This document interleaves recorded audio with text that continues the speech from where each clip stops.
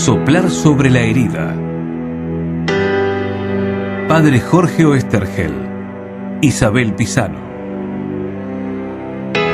Soplar sobre la herida. ¿Por qué ser periodista supone eso? Ponerse de mediador entre el público y lo que ocurre, y cada uno de nosotros tiene una visión distinta de lo que ocurre. Entonces es muy difícil que un periodista coincida 100% con lo que uno piensa. Auspician este programa. Todos los libros en La Cueva, con todas las tarjetas de crédito. Avenida Arias 2354, Castelar. 4489-4164 y Avenida San Martín 2651, Caseros. 4734-4440. En La Cueva, con todas las tarjetas de crédito.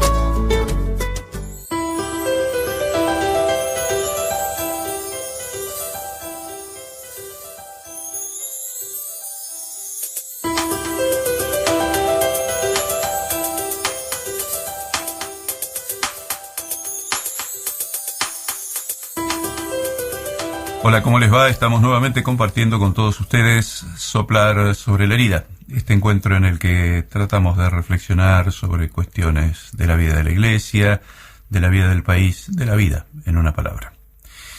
Este programa es un poquito especial. Estoy acá en el estudio con Quique Di Masi, que normalmente está detrás de los aparatos moviendo todos los botones. ¿Cómo estás, Quique? ¿Cómo estás, Jorge? ¿Cómo están todos ustedes? Y la tenemos a Isa Pisano, que es infaltable, pero hoy faltó, por teléfono. Pero por lo menos está por teléfono porque tiene un problemita en una pierna y entonces no ha podido acercarse hasta el estudio, pero no se lo quería perder y nosotros no nos la queríamos perder a ella. ¿Cómo estás, Isa? Hola, buen día a todos, muchas gracias. Hola, Isa. ¿Cómo estás, Quique? Bueno, ¿anda mejor esa pata? Mi anda, viste, intenta andar y bueno, tanto meter la pata, llega un momento día que se rompe. Llega un momento que... Bueno, una pena que tengas que estar recuperándote en tu casa, pero una alegría que gracias a la tecnología podamos tenerte igual en el programa. Estamos transitando una semana, como siempre hacemos en el primer bloque del programa, en la que hemos celebrado hace poquito el Día del Periodista, y me parecía lindo empezar hablando de eso y de la función de los periodistas. No sé si estás de acuerdo, Isa. Me parece que sí. Habitualmente uno, en estos tiempos, a veces está medio enojado con los periodistas, ¿no? De alguna manera, en algunos casos, algunos han como perdido el rumbo, ¿no? Yo creo que el periodista es como una mirada y un vigía observando la realidad y transmitiendo. Y a veces, no sé, por algunas circunstancias, porque es más cómodo, porque es más redituable, no lo sé. En algunos casos, y no hablo de los periodistas políticos, no es mi intención, sino de los periodistas que se reciben en el ISER o en algún lugar y después hacen cosas que vos decís, pero esta es la función de un periodista realmente. Una de las características del periodista es que está muy expuesto, ¿no? Yo miraba las fechas en las que se celebra el Día del Periodista en los distintos países y siempre está asociada a la fecha en la que a algún periodista le pasó algo. Sí. O que se inauguró un periódico, o que se cerró un periódico, o que mataron a alguien. Y de hecho, me enteré investigando sobre el tema, que el Día Internacional del Periodista es el 8 de septiembre y coincide con el asesinato por parte de la Gestapo de un periodista checo. Ajá. Ser periodista le ha costado la vida a mucha gente. Sí. Ser periodista ha supuesto mucha persecución, mucha incomprensión, o porque decididamente hablaban de cosas que no tenían que hablar, o porque se callaban cosas que no se tenían que callar, o exponían ideas. El periodista siempre está muy expuesto, y entonces cumple una función muy importante en la sociedad y expuesto también a las críticas, como vos decías, y como las podemos hacer todos, porque ser periodista supone eso, ponerse de mediador entre el público y lo que ocurre, y cada uno de nosotros tiene una visión distinta de lo que ocurre. Entonces es muy difícil que un periodista coincida 100% con lo que uno piensa, entonces o con lo que uno ve. Yo lo que pido no es que coincida siempre, sino que sea veraz, que responda honestamente, que su trabajo sea un trabajo honesto, aunque no esté de acuerdo con los otros, aunque lo critiquen, aunque la realidad sea mirada con los ojos diferentes por tontos y por todos, pero que sean honestos con su trabajo, ¿no? Al percibir la realidad y al transmitirla. Sí, el tema es que cada uno percibe la realidad de maneras diferentes y entonces tenemos que aprender a entender que hay periodistas que perciben la realidad de una manera diferente de la nuestra. Sí, eso sí. Yo quería detenerme un poquito sobre, concretamente, no cualquier periodismo, porque el periodismo tiene muchas vertientes y muchas maneras de ser practicado. Hay un periodista que es el periodista que es el hombre de iglesia que está presente en los medios. Ajá. Y hay programas y hay medios periodísticos que son de la iglesia y desde la iglesia. Sí. Y el otro día estuve en la misa del periodista, a donde se juntan todos los periodistas que están relacionados con la iglesia, y me parecía, bueno, aparte de que los conozco a todos y que somos amigos de hace mucho tiempo, importante decir que ser periodista de iglesia y tener un programa en el cual hablamos de cuestiones de iglesia no es lo mismo que ser portavoces de la iglesia. Nosotros, ajá, los periodistas, no somos los que enunciamos lo que nos parece que la iglesia tiene que decir o dice, o lo que repetimos lo que los obispos hacen. El periodista tiene la función también de hablar de lo que no se entiende, de los debates que están pendientes. Tenemos la obligación de mantenernos cerca de lo que la gente piensa de la iglesia, no solamente de lo que la iglesia piensa de la gente, y poner de manifiesto que muchas veces esas cosas no coinciden. Ajá. Un tipo de periodismo católico que se dedica a hablar maravillas del Papa, de los obispos, de los curas, de la Virgen, de nuestro Señor Jesucristo, y que nunca plantea ningún problema ni se plantea ningún problema, a mí realmente no me parece periodismo. Me parece, bueno, todos tenemos derecho a usar un medio de comunicación para decir lo que queramos, pero el periodista es el que genera opinión pública y genera debate y trae a los medios las cosas que no están resueltas, no las que ya están resueltas. Yo no hago un programa de radio sobre la virginidad de María. Es un tema que, bueno, que la iglesia ya lo resolvió, que está claro, que no está en la problemática de la gente de todos los días. Yo tengo que tomar un tema que está en la problemática de la gente de todos los días, como por ejemplo lo que vos planteabas, cuál es la función de los periodistas, y animarme a decir algo que yo pienso sobre el tema y animarme también a mantener la discusión y a ponerla de relieve, porque si no, da lo mismo que tenemos nosotros que pongan un grabador que repite las cosas que dice el Papa o el obispo.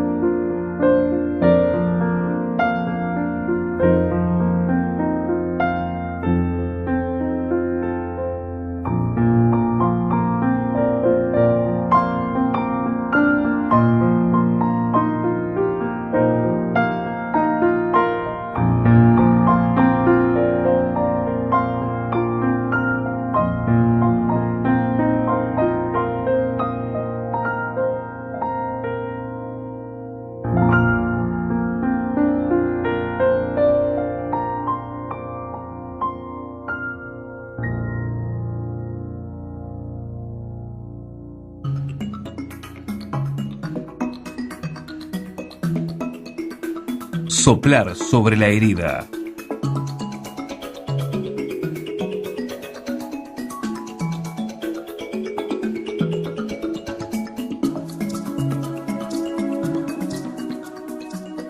Claro, creo que el periodista, porque justamente él eligió hacerlo, tiene que ayudarnos a clarificarnos, ¿no?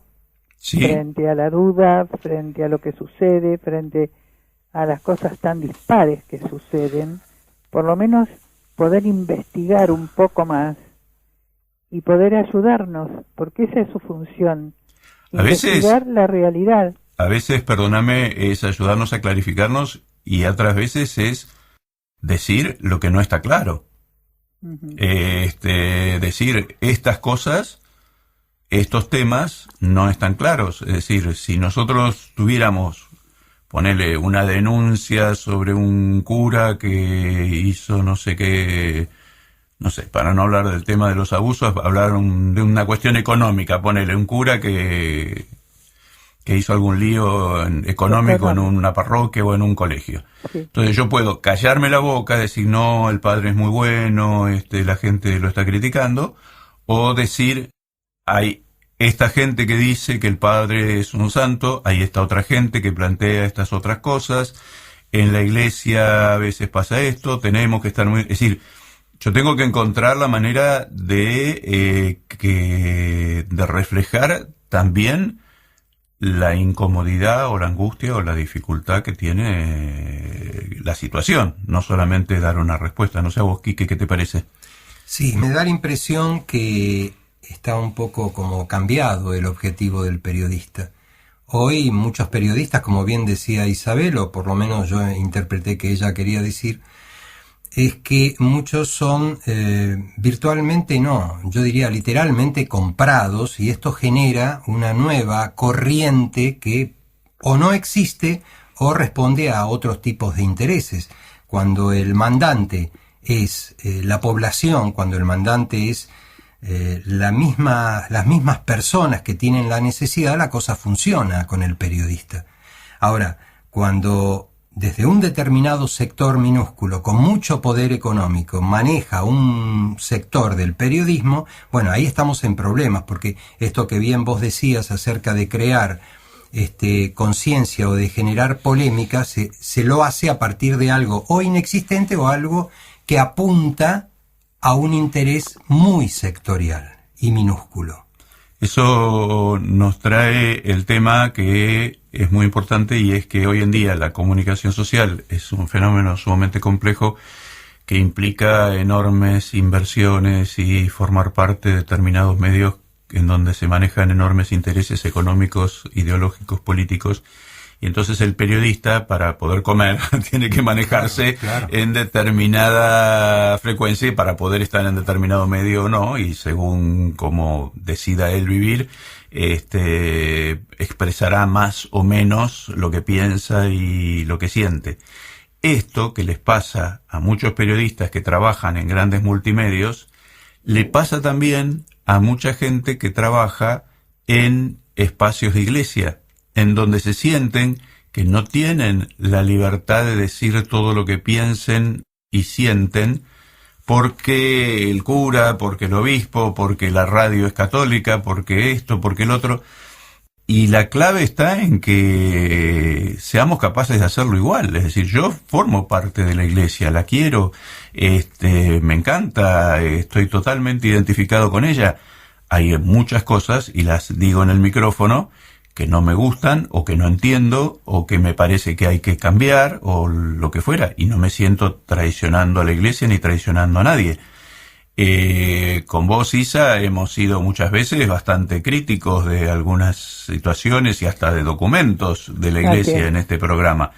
Y yo creo que eso es bueno. Hace un tiempo un obispo me dijo que este programa le gustaba porque planteaba una manera diferente de hacer un programa católico. Es decir, que nosotros éramos, supongo que quiso decir eso, que éramos críticos, que éramos libres, que tratábamos los temas con mucha espontaneidad, no me acuerdo cómo me dijo. Pero es que para mí eso es ser periodista. Yo he sido muchos años portavoz de la Conferencia Episcopal. Es distinto ser portavoz de una conferencia episcopal en donde yo tengo que hablar diciendo lo que los obispos quieren que yo diga, que ser periodista y ser sacerdote. Yo, como periodista y como sacerdote, digo lo que a mí me parece y lo que yo veo. Como portavoz decía lo que me decían que tenía que decir y lo que yo creía que tenía que decir porque esa era mi función. Claro. Pero las personas habitualmente, los cristianos, no somos portavoces de la Iglesia. Somos personas, tenemos libertad, tenemos capacidad para razonar, para discutir, para opinar. Y eso es muy bueno y eso es muy sano. Y es lo que vemos también hasta en el Evangelio. Jesús no les imponía un discurso único a sus discípulos. Creo que es un medio muy duro en el cual se mueven los periodistas, ¿no? Por un lado y por el otro, no solo los de la Iglesia, sino en general son medios duros, con tanto poder y con tantos intereses creados, que poder mantener la coherencia y mantenerla en el tiempo se debe ser muy difícil. A veces hasta para mantener la vida, ¿no? En algunos casos. Así es. Entonces, yo diría que en este momento muchos periodistas son mártires también.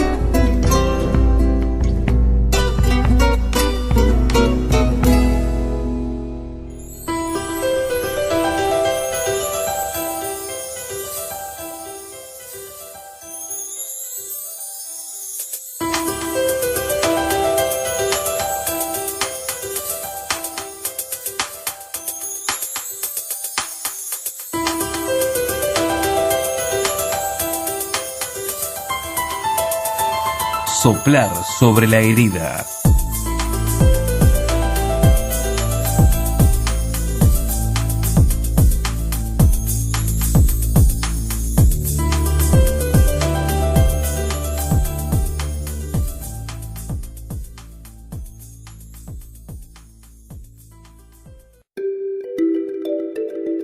Entonces, el mártir es el que defiende lo que cree, el que se juega por lo que cree, que es lo que uno tiene como ideal también.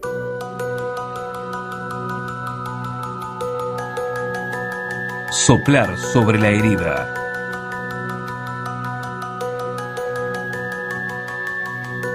Eso nos permite entrar en el otro tema que queríamos charlar, que es el de los mártires, porque Sí. hemos hace poquito compartido la ceremonia en la que fue canonizado Monseñor Romero. ¿Qué estuviste reflexionando sobre esto del martirio, de los mártires en nuestro tiempo? Busqué en el diccionario qué significa ser un mártir. El diccionario tiene, así yo tomé dos acepciones: la persona que muere por amor a Cristo y en defensa de la fe cristiana. Uh-huh. Y después, persona que padece mucho en defensa de sus creencias, de sus causas, de sus elecciones, ¿no? Uh-huh. Cuando el que la defiende, por eso hablaba de los periodistas, el poder ser coherente y saber por quién uno está dando la vida todos los días, pero a lo mejor se la piden en un momento determinado por no, por seguir defendiendo aquello en lo que cree. Y después pensé también que los mártires, hasta no hace tanto tiempo, al menos, los mártires eran personas que vivieron en no sé qué siglo, allá lejísimo, era en los primeros tiempos del cristianismo, cuando mataban y bueno. Y resulta que, según los estudiosos, dos historiadores, el siglo XX fue el siglo donde hubo más mártires. Uh-huh. Contemporáneos. Son contemporáneos nuestros. El siglo XX lo vivimos. Uh-huh. Así que, y ahora mismo uno sabe, y lo tiene cerca, y sigue habiendo amenaza de lo mismo. Uh-huh. Entonces, el mártir es el que defiende lo que cree, el que se juega por lo que cree, que es lo que uno tiene como ideal también. Poder creer, defender lo que cree, ir jugándose por eso, pero el riesgo de vida también es importante, por lo menos en muchos lugares. Y no es solamente en países lejos, lejanos y extranjeros, sino que también nos pasa acá, en Latinoamérica. Habrá muchos otros mártires desconocidos que han muerto por eso, y es como tan actual que uno no puede decir, mira, los mártires ya están en los altares. No están en los altares. Están en los altares algunos, pero En el caso, la situación no cambió. En el caso de Romero, era arzobispo de San Salvador, en el país de Salvador, y se da una característica muy especial en su martirio. Él se convierte en un defensor de los pobres y de los marginados que eran brutalmente perseguidos en su país por pequeños grupos de gente, de los grandes terratenientes y de los poderosos de Salvador. Él los defiende y eso hace que terminen matándolo. Y esto agrega un elemento muy importante al martirio. Como vos decías, el martirio es morir por la fe en Jesucristo. Cuando se lo hace mártir a Romero, se lo hace mártir porque él muere por defender a los pobres, que es también morir por Jesucristo. Jesucristo se identifica. Jesucristo se identifica con los pobres, y entonces aquel que lo mata a él, lo mata por odio al Evangelio, dice el documento en el cual lo canonizaron, por odio al Evangelio, es decir, por odio a una enseñanza, y en última instancia a una persona, nuestro Señor Jesucristo, que decía esas cosas que los pobres les daba esperanza, les daba alegría, les permitía organizarse, se lo asociaba a lo que hacían los comunistas o la guerrilla o lo que fuera, pero eso era como siempre una trampa. Lo que le preocupaba a él era la situación en la que estaban las personas. Si te parece, le vamos a pedir a Quique que nos lea un artículo que yo publiqué en la revista Vida Nueva como editorial y que creo que puede expresar un poquito todo esto que estamos diciendo.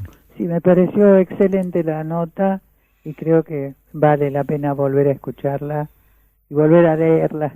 Bueno, vamos a ver si Quique nos ayuda y nos acerca esa nota publicada en el último número de la revista Vida Nueva.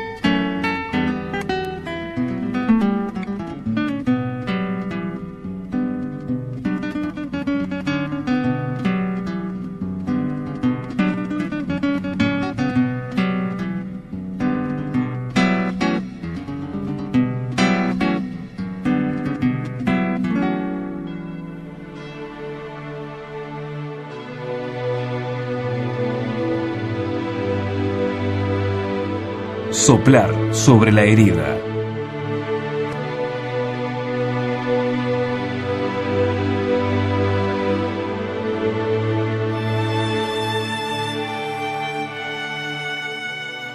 $114 cobró el asesino de Monseñor Romero por la realización de su trabajo. 30 monedas recibió Judas. Acciones, palabras y números que se transforman en símbolos y que, al hacerlo, cobran vida. Ahí radica su poder. Los símbolos están vivos, trascienden su propio momento y significado. Impactan a través del tiempo y las fronteras. Los símbolos son anteriores a la escritura. Han construido y destruido imperios. Se han cobrado vidas humanas que se perdieron por defender o combatir banderas y han logrado transmitir verdades con más eficacia que los mejores maestros y oradores. Pan y vino, aceite, sal y luz. La bala que partió el pecho del beato Oscar Arnulfo Romero y mezcló su sangre con la sangre que estaba sobre el altar destruía una vida y engendraba otra. El pastor se convertía en cordero y el obispo se transformaba en símbolo. La intención era silenciarlo, pero el estampido del disparo multiplicó su voz. La bala se convirtió en un boomerang que se volvía hacia sus asesinos materiales, intelectuales y simbólicos. Porque los que odiaban al beato también eran símbolos. Representaban a un poder lejano y monstruoso que, para poder vivir, necesitaba el trabajo esclavo y la sangre de los pobres. Símbolos de la codicia inagotable de los imperios financieros y militares que, para sostener sus ganancias y su poder, requieren de la persistencia de un mundo injusto y desigual. Son los mismos que hoy contemplan imperturbables a miles de africanos naufragando frente a lujosos balnearios y a poca distancia de las fiestas de los cruceros que surcan el Mediterráneo. Sentir con la Iglesia fue el lema que eligió para su episcopado Monseñor Romero mucho antes de ser un símbolo para América y el mundo. ¿Qué quiso decir? ¿Qué quiere decir? Si hubiera dicho pensar con la Iglesia, buscar una respuesta sería más sencillo. Habría que indagar en los documentos y discursos. Pero dijo sentir. ¿Cómo siente la Iglesia? ¿Qué sienten los cristianos? La respuesta no está en los libros. La simplicidad de la frase elegida por el beato encierra un abismo para aquellos creyentes acostumbrados a pensar mucho y sentir poco, o nada. El tema es tan viejo como el cristianismo. San Pablo les decía a los filipenses que debían tener los mismos sentimientos de Cristo. No los invita a pensar como Jesús, sino a sentir como Él. Es más o menos fácil saber cómo piensa la Iglesia escrutando entre sus documentos, pero no es posible saber cómo pensaba Jesús leyendo los Evangelios. Allí encontramos en el Señor a un hombre que nos muestra a cada paso lo que siente. En los relatos evangélicos, los que piensan son los fariseos y los doctores de la ley, también Pilatos y Judas. Todos ellos, apoyados en sus razonables conclusiones, deciden que es conveniente que muera uno por el pueblo. El Papa Francisco, con sus palabras, sus decisiones y sus gestos, construye símbolos destinados a tener vida y, especialmente, a dar vida. La beatificación de Romero es sólo un mensaje más en su insistente llamado a volver a las raíces del Evangelio. un símbolo para toda la Iglesia y especialmente para este lugar del mundo que es llamado el continente de la esperanza, pero que, por otra parte, es región de inmensas y consolidadas desigualdades e inequidades sociales. El mensaje es para todos, pero está directamente dirigido a los pastores. Este beato es un obispo incómodo para sus colegas, no solo por el desafío que propone con su compromiso, sino porque muchos de sus hermanos en el episcopado en su momento se confundieron y miraron para otro lado. Sentir con la Iglesia también es acompañar y amar a quienes en ella se equivocan. Para que ese símbolo que es el nuevo beato tenga más fuerza, es necesario decir toda la verdad sobre el desafío que vivió Romero. No solo se enfrentó a sus asesinos.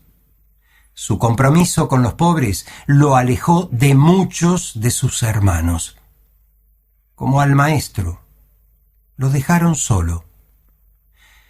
Olvidar esto ahora desfigura la grandeza de su testimonio.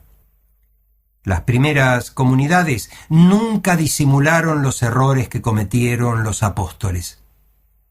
Ellas apoyaban su fe en el primer pastor que se hizo cordero por 30 monedas o $114. Da lo mismo. Este texto que leímos pertenece al padre Jorge Oesterheld, director de la revista Vida Nueva. Está publicado en el número 58 de esta revista, en su tercer año de vida.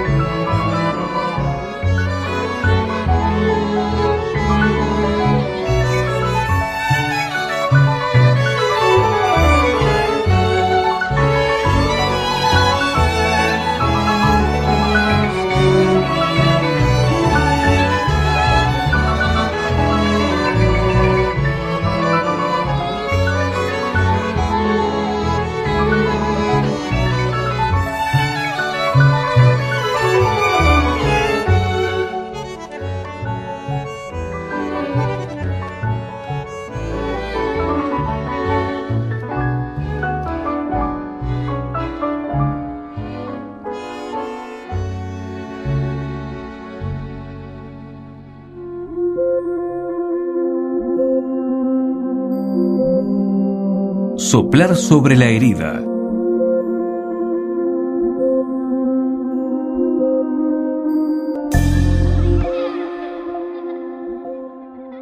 Escuchaba el texto y realmente pensé que, bueno, mártires allá lejos, mártires por defender su fe, pero resulta que los mártires siguen existiendo. Y yo me hacía una pregunta, ¿qué hay de común en todo? Porque estamos pensando en los primeros cristianos, estamos pensando en Rusia, donde también martirizaron a protestantes, ortodoxos. Pensaba en Irak y Siria, que son tan cercanos, y en las amenazas todavía, en Somalia, en Islas Maldivas, en Mali, qué sé yo, en Irán. ¿Cuál es el factor común? ¿Qué pasa?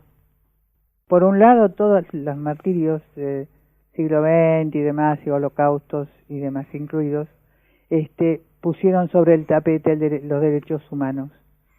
Pero en ese poner sobre el tapete se ha puesto el tema, pero parece que el factor común que lleva a martirizar a los que defienden sus creencias, no sé cuál es, no lo quiero encontrar. ¿Es el poder?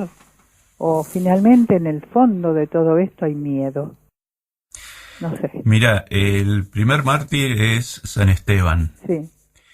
En la narración del martirio de San Esteban se dice que San Esteban estaba hablando y quienes lo escuchaban se taparon los oídos y empezaron a gritar para no escucharlo, y comenzaron a arrojarle piedras.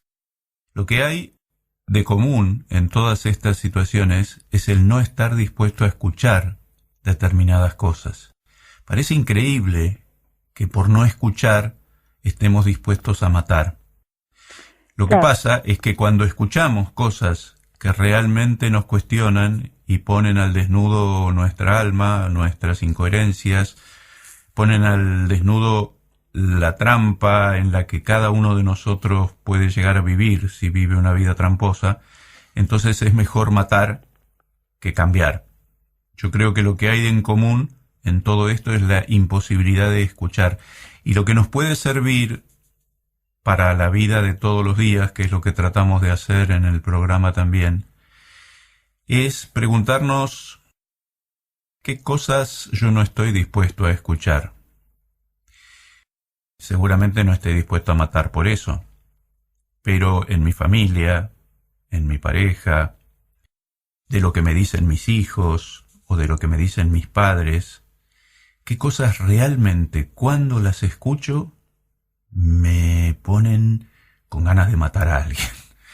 ¿Por qué? Porque escucharlas pone al desnudo mi incapacidad de cambiar o mi poca voluntad de cambiar, y no estoy dispuesto a dejar entrar en mi corazón eso que el otro me dice. Yo creo que los mártires ponen una lupa enorme y monstruosa sobre hechos cotidianos que no son tan extraños a nuestra vida de todos los días. Uh-huh. No es fácil escuchar lo que no queremos escuchar. Así es. Además, ¿qué tenemos que dejar si escuchamos? ¿Qué tenemos que dejar si escuchamos? Claro, si yo escucho algo que es diferente a lo que yo vivo, uh-huh, y me cuestiona lo que estoy viviendo, significa que tengo que dejar esto que estoy viviendo. Y empezar a vivir otra cosa. Me tengo que obligar a cambiar. Exacto. Entonces, poner en la balanza qué pierdo y qué gano, ¿no?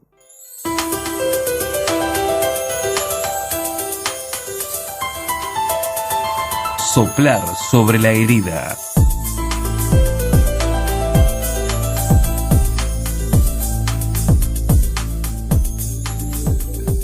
Bueno, animémonos a escuchar. Abramos el corazón, seamos capaces de dejar entrar también lo que no nos gusta, y ojalá este programa sirva para interpelarnos y para hacernos pensar Y si hay cosas que no les gusta escuchar de este programa, preguntémonos por qué no nos gusta escuchar. Pero igual, si quieren seguir escuchándonos, vamos a estar la semana que viene en la radio y en www.soplarsobrelarida.com estamos siempre. Y si quieren hacerse amigos nuestros porque están en Facebook, háganse amigos de Soplar sobre la Herida. Isa. Muchísimas gracias por acompañarnos. Espero estar presente en el próximo programa. Muchas gracias a mis compañeros por bancar esta situación y gracias a ustedes por estar siempre. Soplar sobre la herida. Hacemos soplar sobre la herida Padre Jorge Oesterhel, Isabel Pisano. Edición Enrique Di Masi.